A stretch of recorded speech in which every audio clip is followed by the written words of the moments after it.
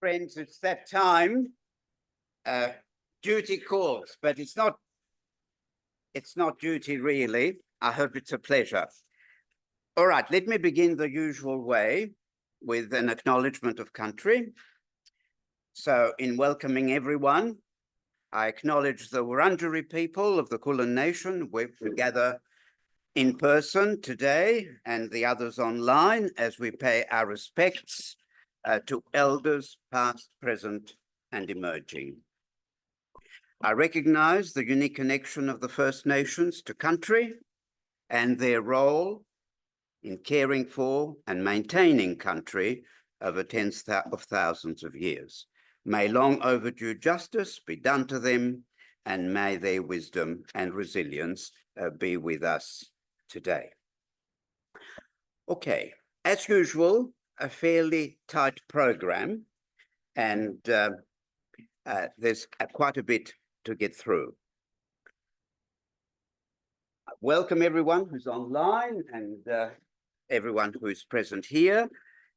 The number that's with us this evening is down. We have 9 people who have apologized being sick. Some of them are joining us online and some are just too sick, full stop. So we have been a little bit plagued by sickness and other forms of little mishaps here and there. And I should mention that we have Emily, as usual, helping us with the technical side, and she's doing it after having had a car accident yesterday. So, thank you. So she's a bit slower than normal. Okay, thank you. Oh, I don't have the... I wasn't going to interrupt you.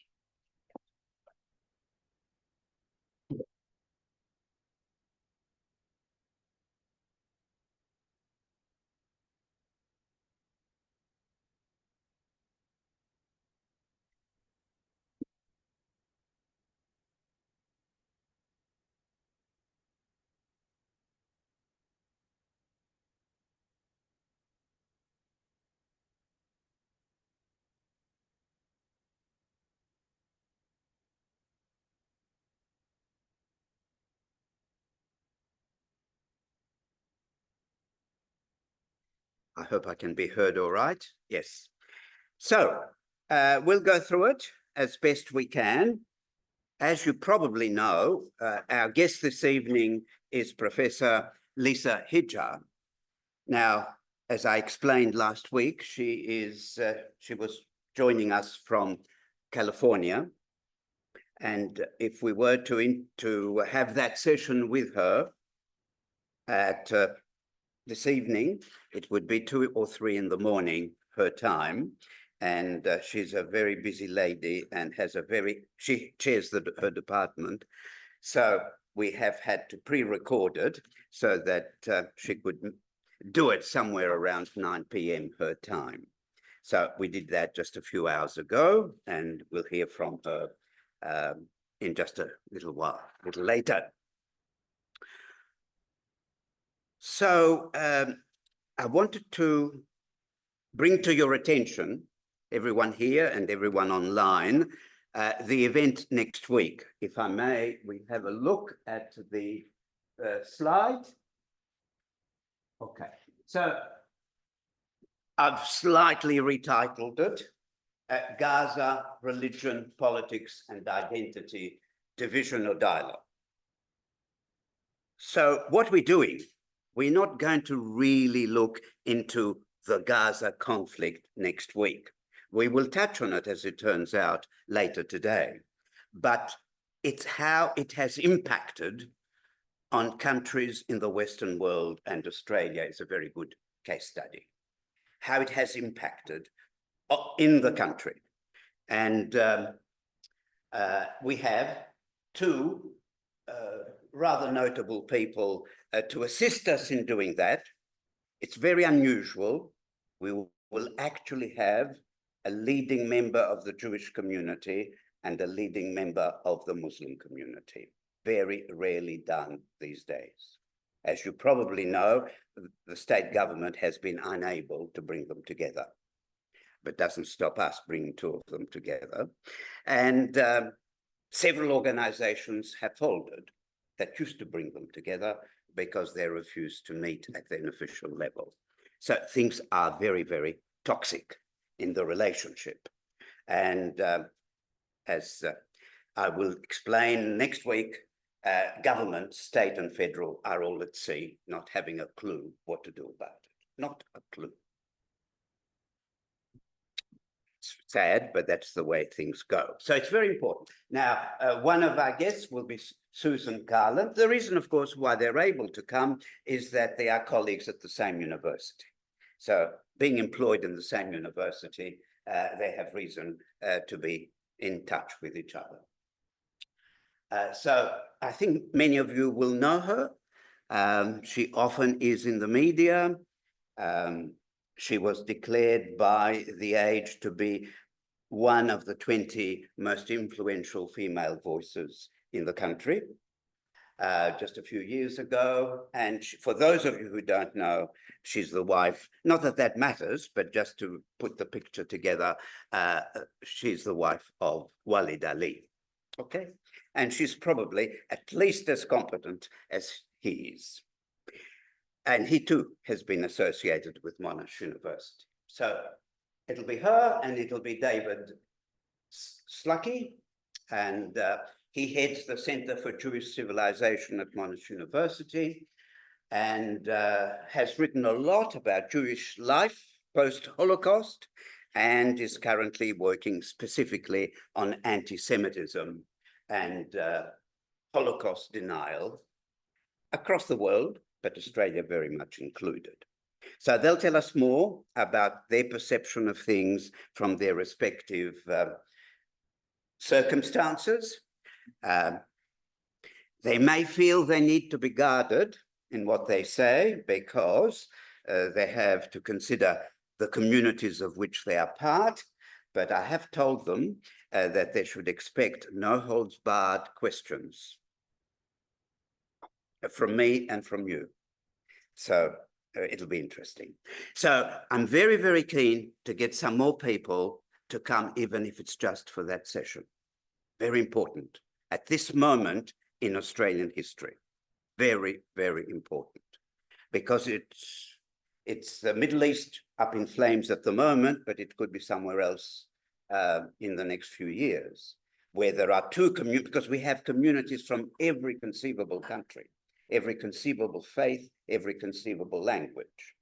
So can you imagine if India and Pakistan had another war, what would happen with the large Pakistani and Indian communities? Indian is now vying with the Chinese community in numbers, hundreds and hundreds of thousands.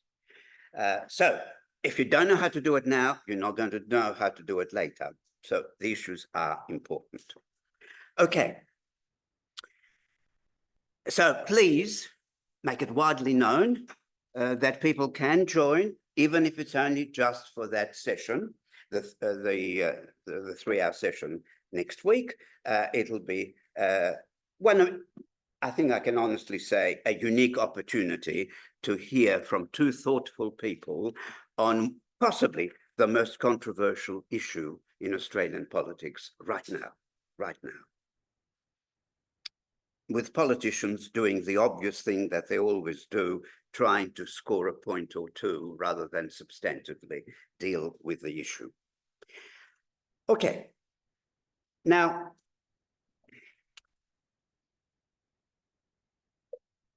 we are dealing with what's described or what's often referred to as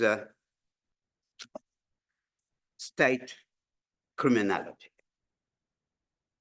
But it takes a little bit of background to understand what we're talking about.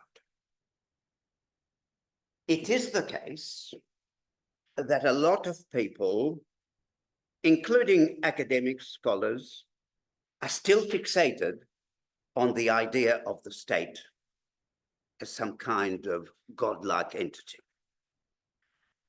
But I've got news for you. the state has well and truly reached its use-by date. I have written, together with colleagues, extensively about that. We first called it into question back in 1992, which is over 30 years ago, the end of sovereignty, the politics of a shrinking and fragmenting world. And in case some people didn't get the message, we wrote a more extensive book in 2009, Worlds in Transition, Evolving Governance Across a Stressed Planet. If you have the stomach to read either or bits of it, go for it. And what they do is call into question the centrality of the state as a capable institution, as opposed to an institution that flexes muscle, but is often quite incapable of doing very much other than destructive things.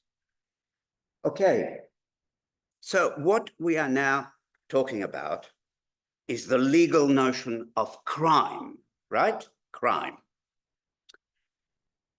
And it's true that over the last 60 or more years, in fact, ever since the end of the Second World War, there has been a shift up and down with increasing attention paid to the criminal behavior of the powerful.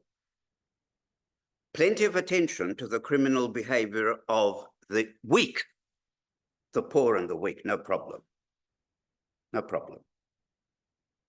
You arrest them, a felony of some kind, you try them, you send them to jail, no problem. The powerful, a much harder task. So it's taken a while, but there has been a shift.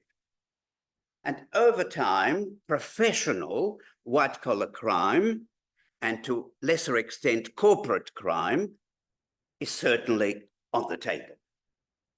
Still small steps, but nevertheless, there are now some laws which address that kind of crime to which there are penalties.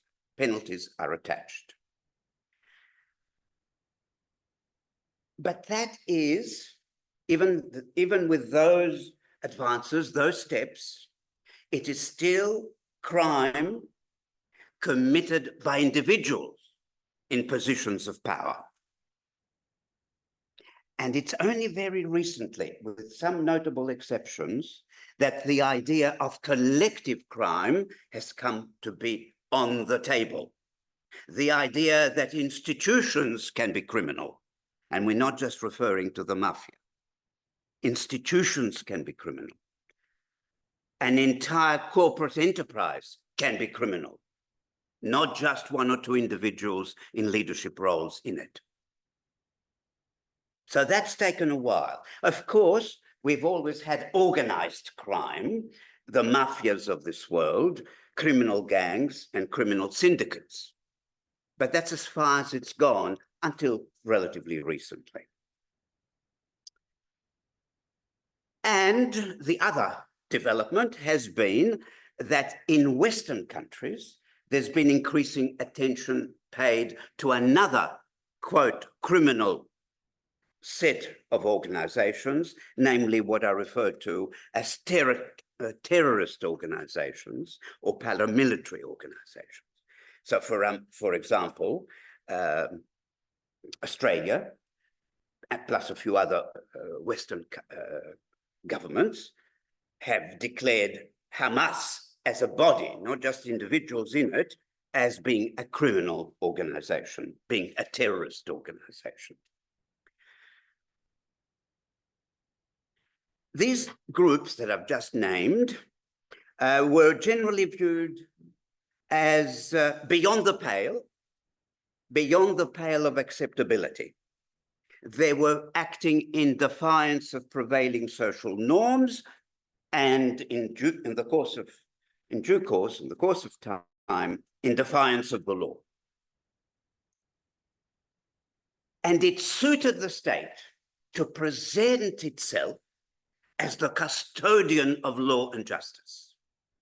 And here were these outliers, these criminal groups, which the state was taking action against. It was confronting these outlaws with the full force of the law. The police forces, the courts, the tribunals, and the systems of detention and imprisonment. And in some cases, by a substantial strengthening of laws, which included random raids on homes, detention for extended periods of time, and dehumanizing forms of interrogation. So the state projected itself as the embodiment of the law and of justice. And this benign view, no, we'll leave it there for a moment. And this benign view of the state was extended with minor qualifications to the corporate sector, with which most states are very closely linked. Not only the United States, not only European states, but indeed the Russian state, and for that matter, the Chinese state, very closely linked to the corporate sector of their respective countries. In time, the misdeeds of the corporations became increasingly obvious. They were slowly brought into the purview of potential criminal activity. Slowly, in small steps. But the idea, the principle that a corporation can act in criminal fashion was increasingly recognized as a possibility.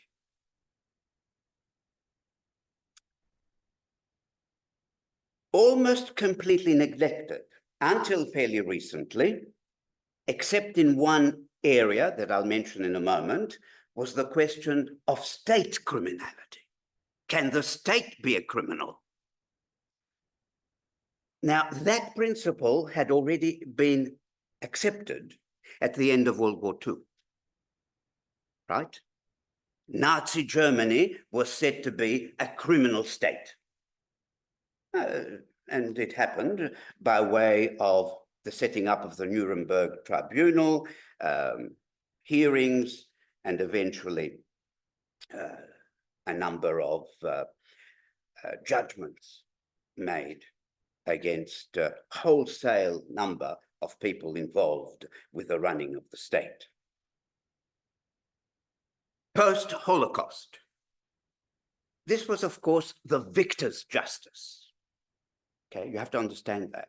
It was not the loser's justice, it was the victor's justice. On the principle that the only crimes committed throughout World War II were the crimes of the loser, not the crimes of the winner, which were substantial. Not least the use of the nuclear weapon in the case of Japan. But nevertheless, this set the stage for the idea of international criminal law, right? About which our guest will talk a great deal. Will have a lot to say. And out of that concept of the Nuremberg Tribunal, after a hiatus of over 20-odd years, was established the first post-World War II tribunal after Nuremberg, which dealt with two major conflicts. In one case was the breakup of the former Yugoslavia and the conflict between Serbia and other parts of the former Yugoslavia. And then the question of Rwanda, where 800,000 people were killed, were massacred, basically. But you can see that up to then, the international criminal legal system was largely oblivious to the crimes of the global north, of the West. They couldn't be touched in practice. So, state criminality. Where is it at? Now, what is state criminality? Well, the state can both set laws, can generate institutions that can regulate crime, but the point is it can also set up institutions to carry out crime. And there is no power on earth at the moment, in military terms, which is greater, no institution which is greater than the major military establishments of the major states. So state crimes obviously involves the use of violence, and we'll hear a lot about that from Lisa Hajjar. But crime can take other forms. It can be physical violence, but it can also be structural violence, right? You have to understand structural violence, social violence, in which you can deny a minority their rights, economic rights, social rights, political rights, and Australia is very good at that. And it has done it with great gusto with the Indigenous community. Invaded and just put them at the margin. A settler colonial society, and still finds it very difficult to rectify that situation. So it's criminal activity. But in addition to physical violence and structural violence, you have ecological violence. So clearly, there are many states who have done a great deal to contribute to greenhouse gas emissions, and who knowing all that we now know to be the science of climate change, still continue to do it. Criminal behavior writ large. These are the greatest criminals of all time.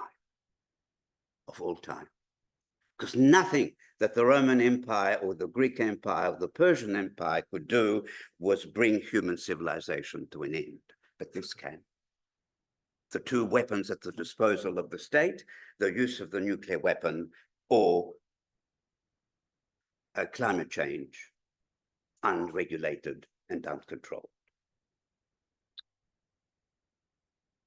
But, so criminal behavior by the state can involve a great many things. It can involve murder, assassinations, kidnappings, rape, torture, espionage, theft, illegal trade in drugs, corruption, fraud, export of arms to those that regularly violate human rights, which is illegal according to international law. All of these things are illegal according to international law. Illegal wiretapping, illegal break-ins, obstruction of justice, disinformation, unaccountability, and conspiracy.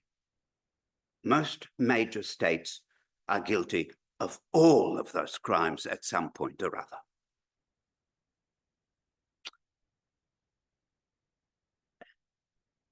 Now, traditionally, many of these have been identified as being the economic, political, and the political, economic, and military conduct of other governments.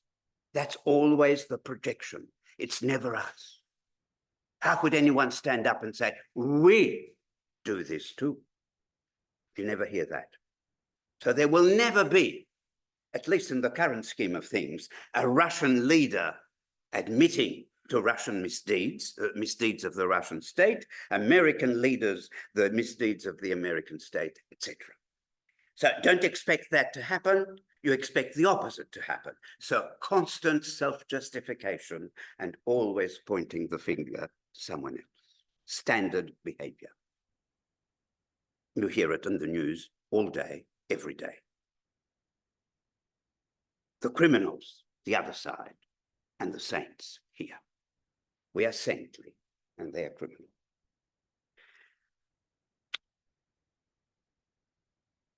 But of course, Western governments are not exempt. We only need to look. During the Cold War, the US intelligence agencies routinely supported repressive dictators in many parts of the world, the Philippines, Brazil, South Korea, Argentina, Chile, and many other places. And more recently, Saudi Arabia, Afghanistan, Bahrain, Cameroon, many, many more. Myanmar, Ethiopia, Egypt, etc. We can just reel them all off. And in many cases, overthrow of regimes. Chile, Indonesia, Afghanistan, Iraq, Haiti, Syria, Libya, and many others without UN authorization, which would make it legal. These are crimes of commission, things they do. But there are also crimes of omission, things they don't do, which they should do according to the law, let alone according to ethics. So, the perpetuation under state oversight of abject poverty and homelessness side by side with extraordinary affluence. How could you do that? How could you do that? Either it's powerless and incapable, and therefore it should own up to that. We can't fix it. Sorry, we can't do it. Don't look to the state to fix the problem. Or they could, but for reasons that are probably political, they choose not to do it. And violations of human rights, refugees and asylum seekers, indigenous communities, minorities of various kinds in different parts of the world. And abroad, climate change, refusal to act, in line even with decisions to which they themselves are parties, pandemics, the refusal to sign up to a host of international treaties, covenants, and conventions. By the way, for those who may not know, it's just an interesting quirk of contemporary history. The United States is the state that has one of the least records of signing up and ratifying international treaties and covenants and conventions. In contrast to Australia, which tends to sign and ratify most of them, and most European countries. So it's an interesting case. I mean, Russia doesn't sign up to many of them as well. But what is fascinating is the parallel, the like-mindedness of the two states. They think in a way they are above the law. And the state, now how does the state get away with it? Was that before or after? Yes, how does the state get away with it? Well, there are a number of tactics, strategies, very well worked out, which enable states to get away with this. Because really, such criminal behavior, unlike anything anyone else can match, going from year to year, unaccountably and certainly unpunished. How does it do it? It must have a very clever set of people that are working out the system by which it can be done. Of course, deliberately parodying. Well, the classic strategy is the pointing of the finger. It's called othering. Processes that are called othering. What do? They marginalize, alienate, and dehumanize. We have a classic instance now in the Israel-Palestinian relationship, the dehumanizing of the other. And once they're not human, well, you don't have to treat them as human. You have dehumanized it. As one leading Israeli minister in the current cabinet said, they are animals and they ought to be treated as such. And then anything goes.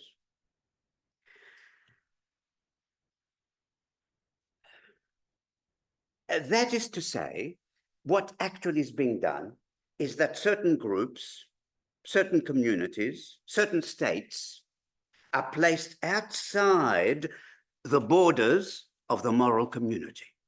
They're outside. They're not part of the moral community, and therefore you don't have to treat them morally. They're so outside of the moral community, they don't deserve, they can't be treated morally. They're in a sense a bit less than human.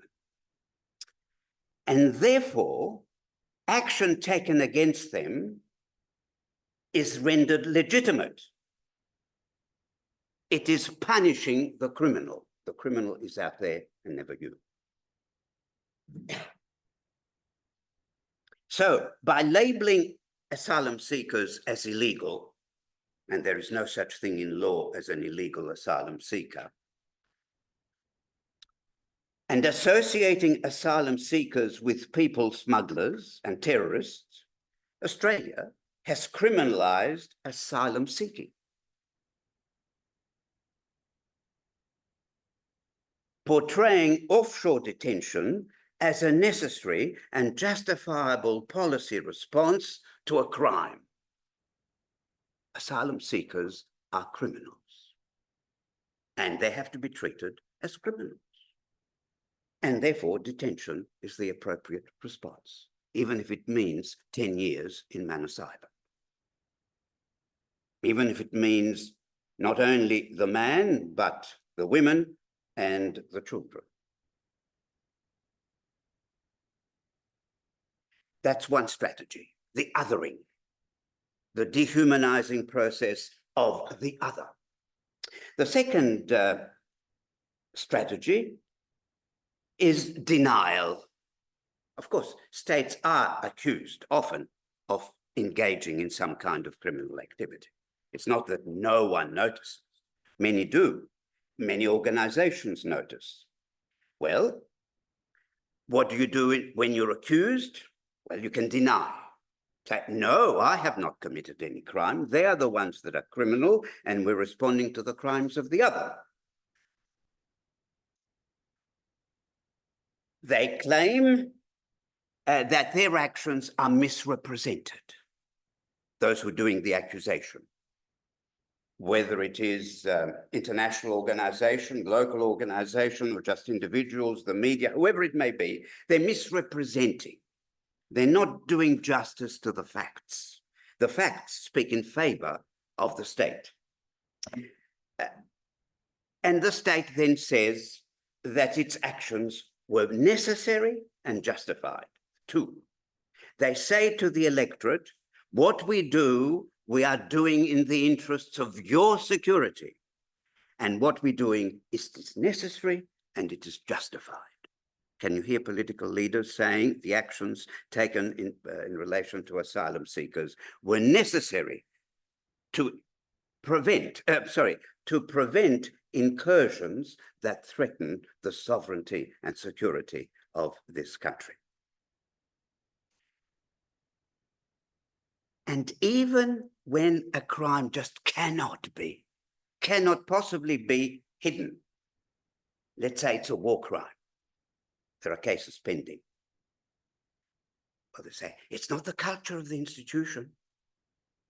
It's not orders given from above, just one individual here and one there, and we will deal with them. See, they now shift the blame to one or two or three or four individuals, never the power structure that led to that result. You realize it takes a lot of thinking through how you're going to do this. And there are lots of people, I can assure you, who are employed to devise these strategies and get very good salaries to do that with high IQs.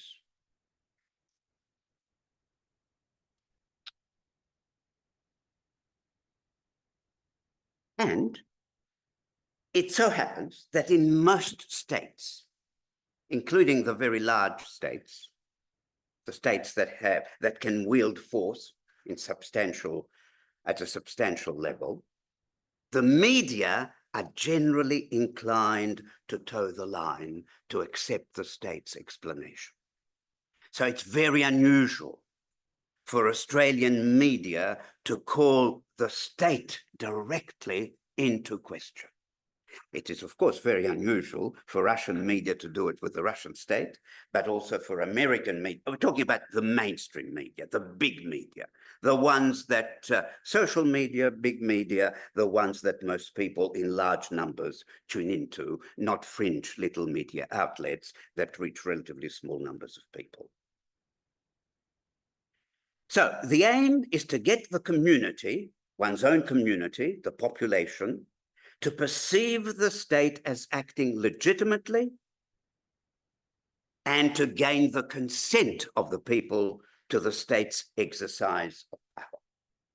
So, for example, now, in the case of both the United States and Israel, there's a lot of energy going into winning over the population of those two countries to the things that are being done in their own name. A lot of effort. A lot of effort. And the final strategy that's worth mentioning is that the state, of course, can introduce laws, any number of laws.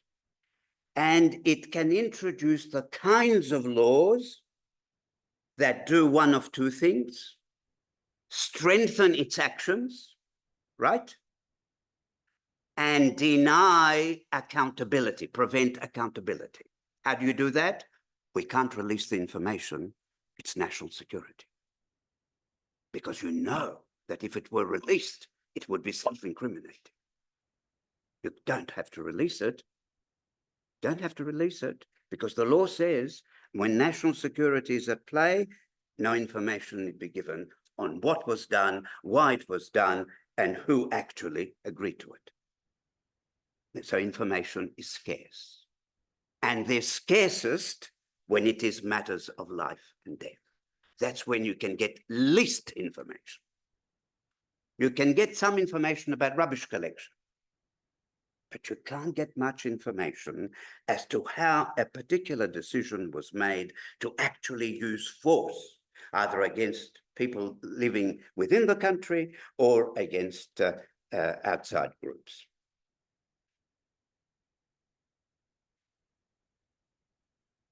So, and I want to stop very soon, is there any counter to this picture, which may sound rather bleak? Well, there is the question of law, which has grown, and we'll hear more about that in a little while, so I don't want to go there.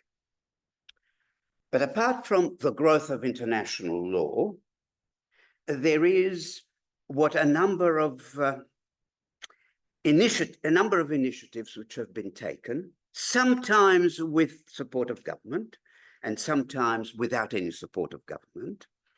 A classic instance is the Truth and Reconciliation Commission that took place in South Africa after the fall of the apartheid regime.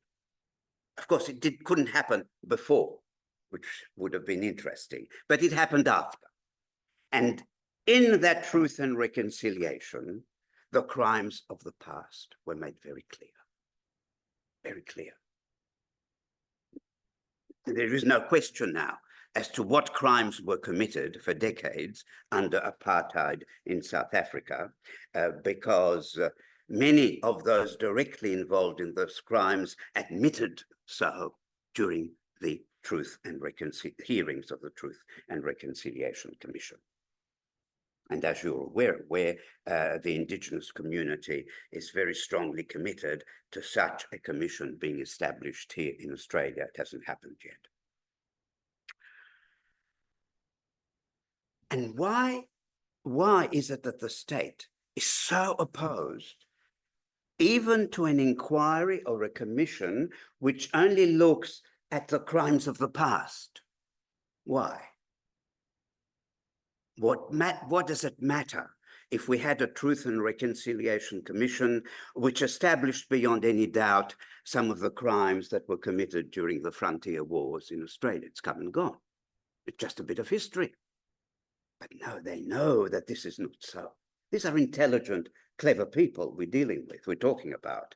They know that if the public comes to understand that the state has committed crimes in the past, and it's perfectly acknowledged, then what's to stop one believing that crimes might be being committed right as we speak? If it can be established with that argument that crimes took part in the past, you at least have some suspicion that they may be continued to be committed in other contexts, in other ways. And what that does, the numerous initiatives that have taken place within countries and internationally, many of them non-governmental, is that they inflict pain on the state. They cause it serious reputational damage, which counts in the minds of electorates, and more importantly, it counts in the minds of international public opinion. So you set the state that's in question, that's being accused, on the back foot. So to conclude, speaking the language of international criminal law in the public arena helps to criminalize the state from below. It's not going to easily come from above. Yes, international law agreements are helpful, but it needs someone to bring them to light and to show that there are violations of international law, including in some cases by one's own home state. So,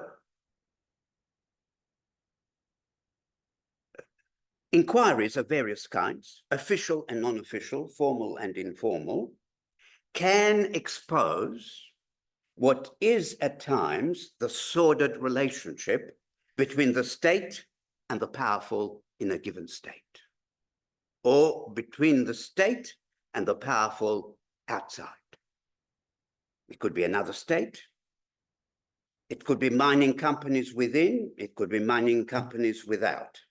Large, powerful ones, including the ones that contribute untold monies in election campaigns.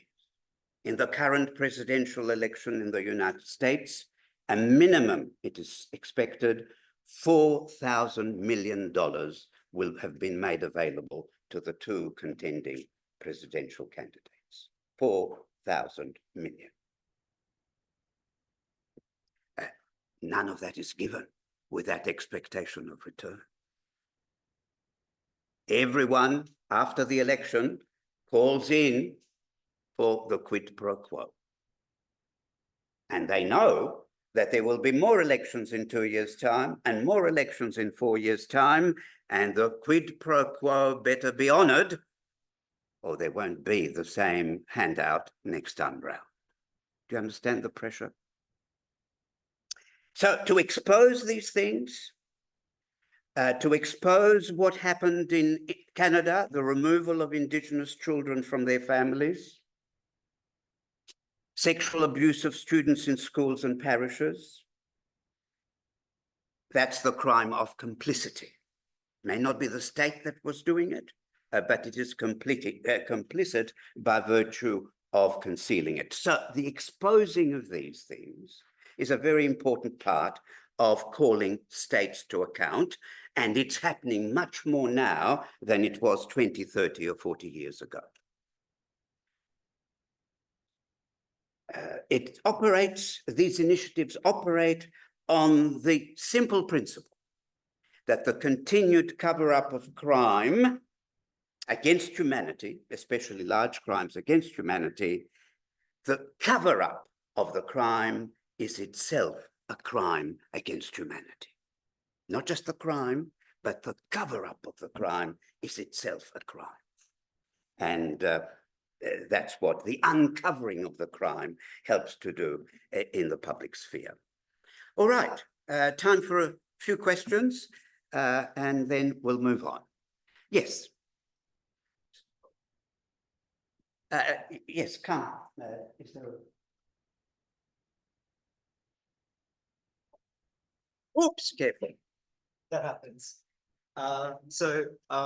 Yes, Yes, thank you. question. Yeah, so I just had 2 points that I just wanted to raise. One of them is a question, one of them is more of a statement. So the first statement that I wanted to raise is that I sort of feel like when it comes to international law that tries to uncover these crimes that are happening in part potentially due to state support, which we may or may not know. There seems to be a lack of enforcement around that, and that's something that's sort of a big problem that I've observed. There sort of needs to be an inherent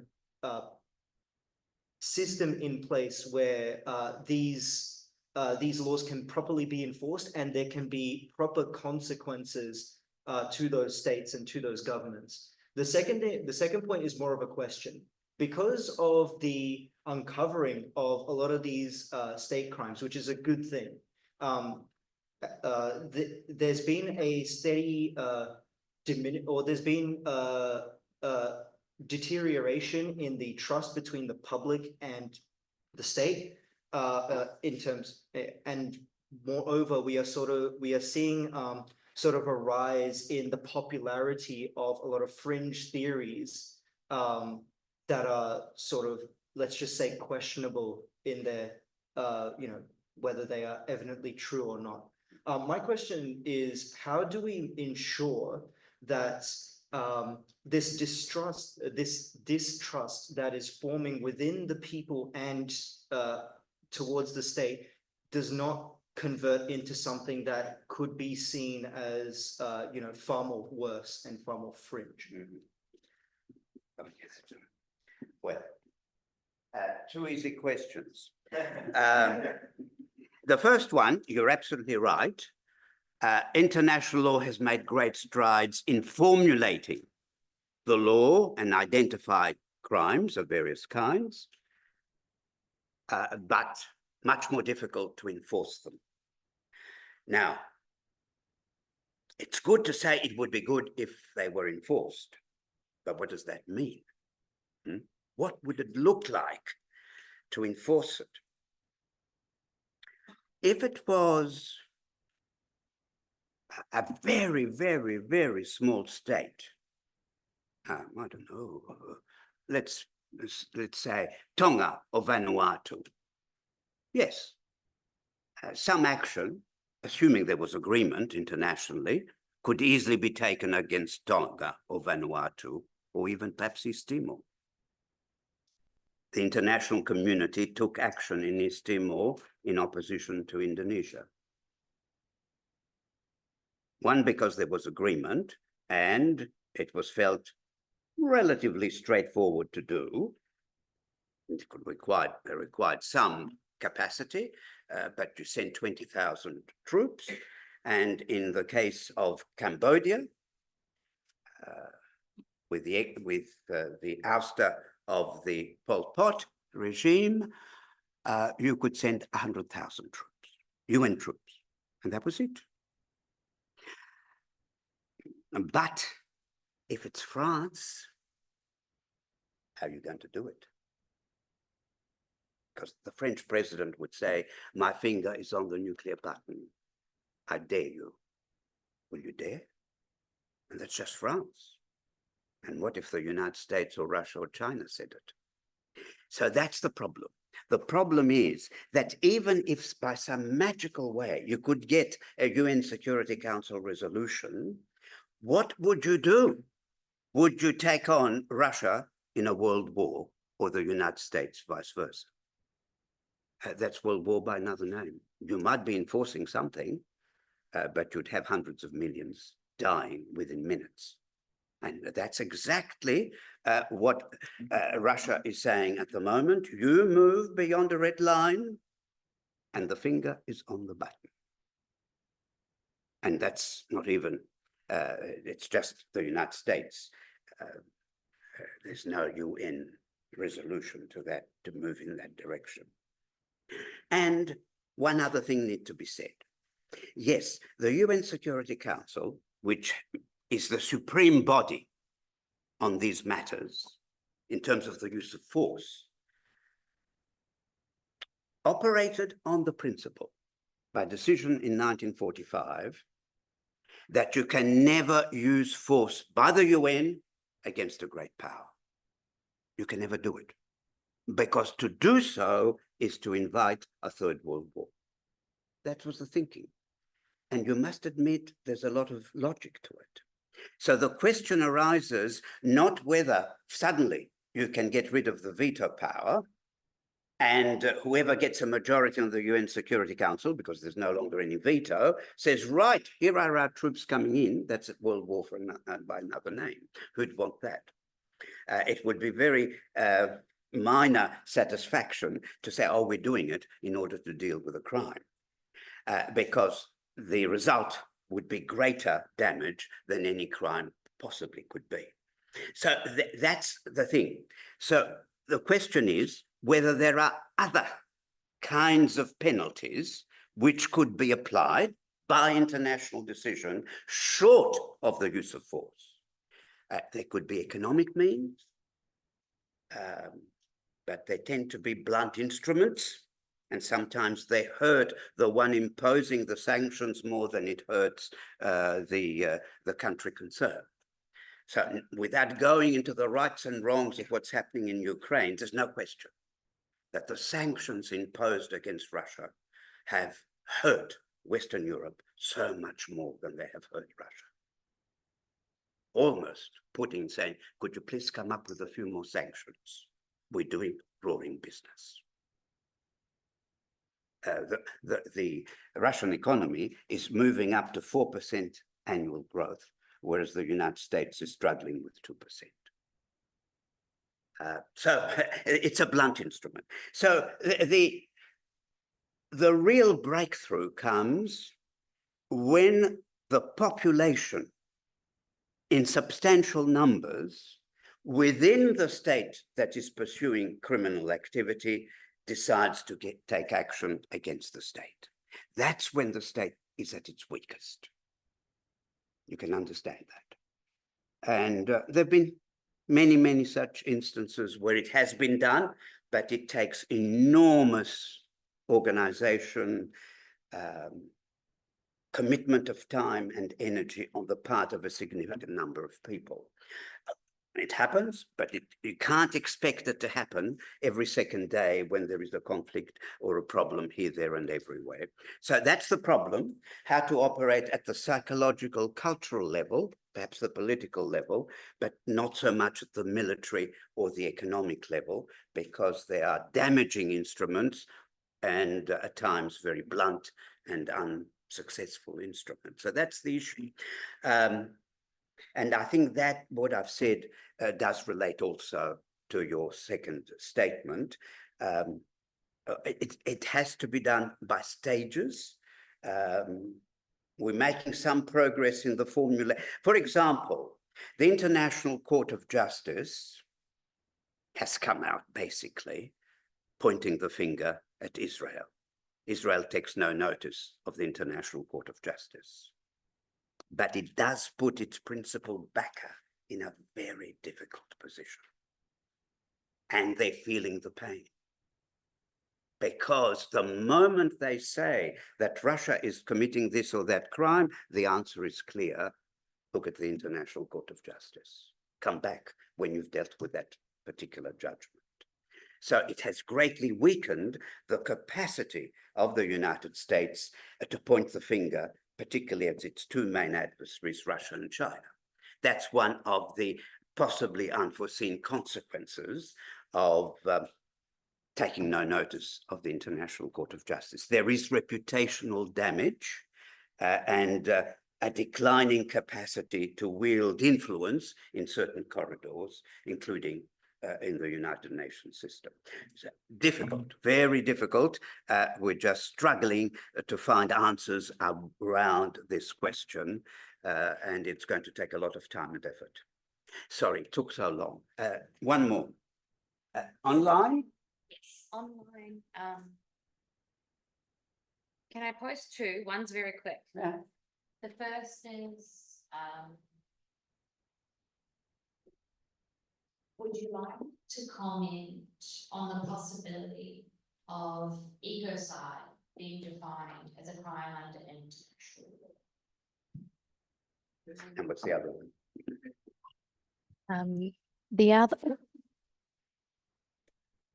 The other is a little bit trickier. Sometimes, what's the point? Like, how can a form of restitution address a loss? Like, how can a check or a change in law enforce meaningful change? Mhm. Well, ecocide is a very broad concept. It would have to be translated into specific laws against specific actions. You can't just say, this is ecocide. And there are a great many laws in the environmental area to which states have signed up, not all of them, but a good number of them. And they are, in international law, bound by them. Some do a better job than others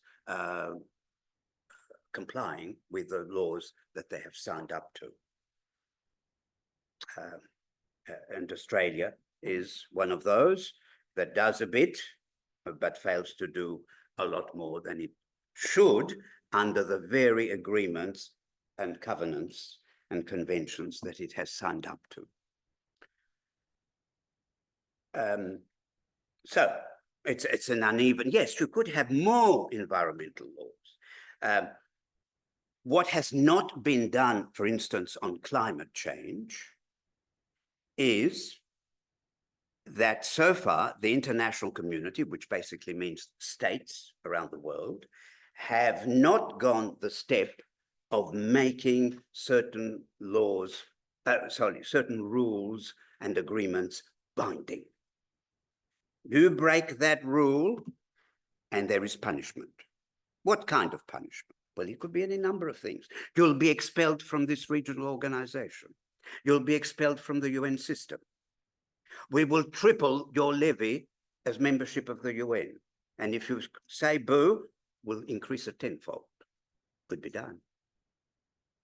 So there are plenty of ideas circulating, but so far on climate change, the international community has stayed well below this threshold of making certain rules and regulations mandatory, punishable, not by military means, punishable by economic or political means should they be broken.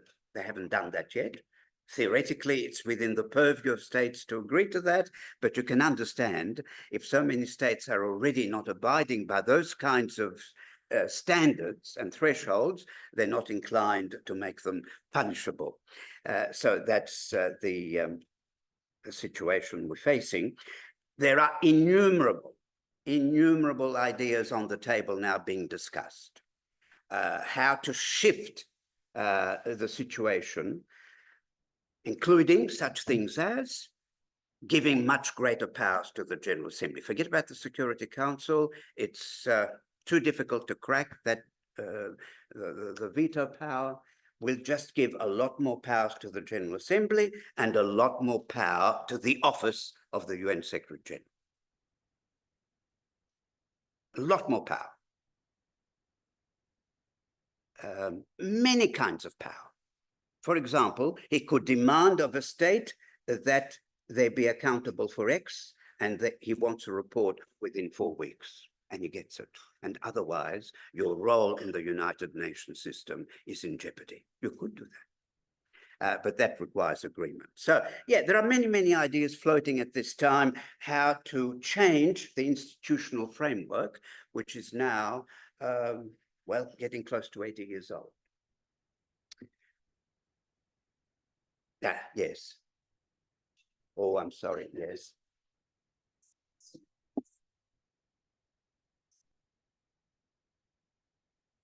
You responded about ecocide, you went off topic into climate change. So I thought that I wanted to specify that they're two very different things. And there is a lot that's already been done to address ecocide. There's the EPBC, which is the Environmental Protection and Biodiversity Conservation Act, and they look into specifically different ecosystems and how to protect them, and they're keeps changing and improving all the time. There's also the international migration laws that Australia has signed up to, JAMBA, AMBA, so with Japan, with Russia, with China, about bird migration and having habitat that's available in both places for those migratory species.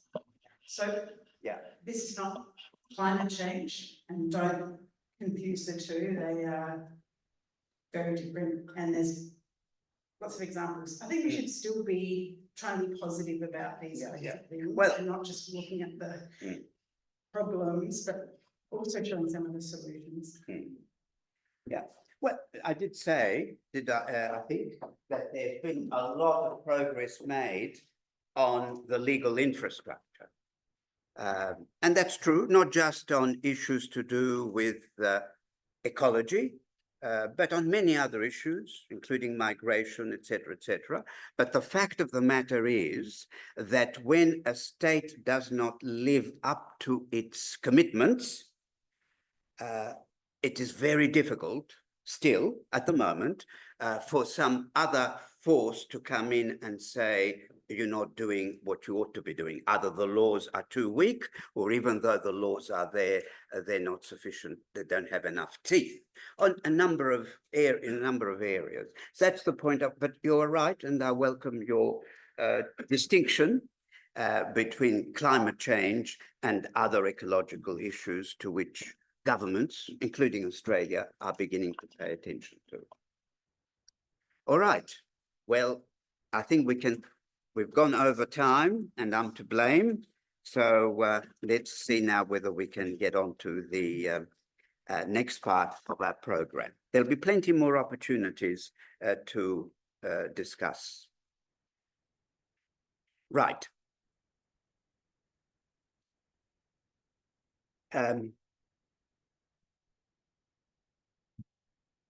Now, has anyone got, I've lost my running sheet. Has anyone got one? Yes, thank you. All right. Now, you remember we had dealt with, for those of you who've been around at the previous sessions, we have made a small step towards looking at our respective human networks, getting a sense of who are the people we are in touch with. So we're now going to have a conversation after we've done a little exercise, which will take no more than 2 minutes. So those of you who either haven't had the opportunity to look into your human network in any detail, or those who perhaps are just attending more recently and weren't in on the discussion in the initial session, could you please do this? Just think for a minute, half a minute, about your human network. Family, extended family, relatives all over the place here, other parts of Australia, other countries, etc. Friends, colleagues, neighbors, members of groups that you belong to. Just think. And then, as a result of that thought, which either you're trying to give furiously now to this question, or that you've already done in weeks gone by, have a stab and circle, but you've got a pen, which of these answers comes closest to the size of your network? Under 50, 50 to 100, 100 to 150, or 150 plus, could be 2,000. People that you're in touch with, not necessarily regularly, but in the course of 1 year, you would have made a contact with them by email, by phone, by letter, face to face, whichever way. You're in touch with. Social media, you're in touch with. So circle it. Now, doesn't matter if you're wrong. No one's going to say, oh, but I know the size of your human network and you're wrong. You should have done the other one. No, just the nearest you can get to an assessment of what is the size of your network. Then the next question. Over the last few years, what is your feeling, your assessment? You could be wrong again, it doesn't matter. Do you think it's grown in number? You're in touch with more people than you were a few years ago? Or you are in touch with less people? Or it has stood relatively still? Well, you circle the answer that you think comes closest to what you think is the situation, all right? And then the third question, you're doing it now, right? When we break up in 1 minute or 1 minute and a half, you'll have done it. And you'll be able to share some impressions or reflections on what it is you've come up with. The third question, you fill in, if you look at the 3 rows, describing your network, only you know about it, no one else does. Your network, in terms of cultural background, age, and worldview. Would you say it's very diverse on the cultural front? You're in touch with people of many different cultures, languages, religions, etc., or with very few, you tend to be clustered around 1 or 2. So very diverse, modestly diverse, not at all diverse on the cultural front. Just tick the cell where it's most appropriate for you. Age. The people you're in touch with are primarily people of your own age group, or they're nicely spread from very young to very old and everything in between, or somewhere in between. So very diverse in terms of age, modestly diverse, not at all diverse. And then viewpoints, different take on situations, on questions, be they ethical, political, social, cultural, whatever it is. You mix with people who have very different points of view, very different attitudes to things, or they tend to cluster. There is a certain commonality, or somewhere in between. So you tick that. Now, do it now, please. In 30 seconds, I'm going to assume it's really done. All right? It's because it just tick, tick, tick. Doesn't matter if it's wrong. Who will know to contradict you? All right. Now, in small groups, this is the issue, the 2 questions. You may not be able to get to both questions. And there are really 3, not 2. But anyhow, 2 questions. How easy or difficult do you find it to have a conversation on important ethical questions? What are ethical questions? We've gone through this more than once. Questions that have the word should or equivalent in the sentence. What should I do? What should we do? In dealing with any given situation. Could be very personal, could be a group situation. What should the football club do? Huh? Or what should the cricket club do?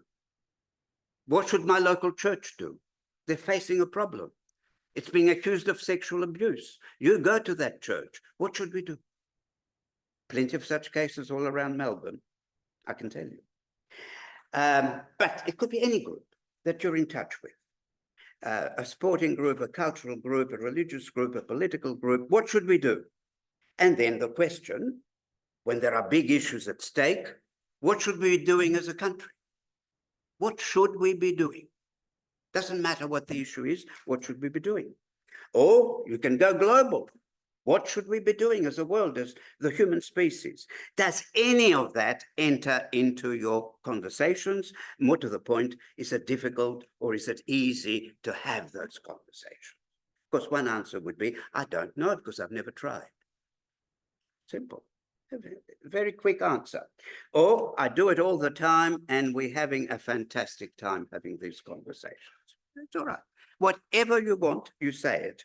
And others might compare, contrast with their own situation. Do you think diversity is important? Do you think it's good to have a network made up of diverse backgrounds? And does diversity make the task of conversation easier or harder?